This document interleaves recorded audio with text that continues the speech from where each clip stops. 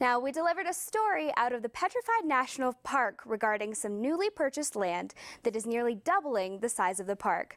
On the surface, this new purchase, you'll see nothing but land, but beneath the surface, a mineral worth mining. Recently, we reported on the newly acquired land of the Petrified Forest that is scattered with ancient fossils. Now, this land isn't only sparking the interest of paleontologists, but mining companies as well because of the potash deposits beneath the surface. Potash is a salt that includes high concentration of potassium and is processed for its most common use as the potassium compound of the fertilizer mix. The state became interested in the potash deposits after a spike in the potash economy.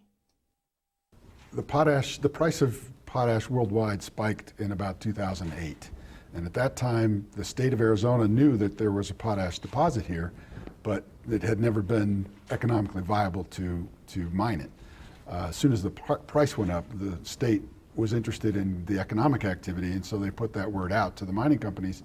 Mining companies became interested and began purchasing land and then exploring for potash. Currently, there are two mining companies, one on each side of the park, that are interested in pursuing potash mining. Both companies are in the process now of trying to attract investors, and the price has dropped again, so it's no longer as economically viable as it was once. So it's a little bit slow. Right now, the activity has slowed. It was at a point where they were considering mining as early as next year. In 14, then it was 15, and now it's probably pushed off a little bit further because of the slowdown in the economy, in the potash economy. Once mining begins, there are some concerns. Once there's a 30-foot hole in the ground down there, everything above it may have the tendency to shift downwards, and we're concerned about that once the mine is completed. Even though the date on when mining will begin is still up in the air, this is just one more unique element to the Petrified Forest.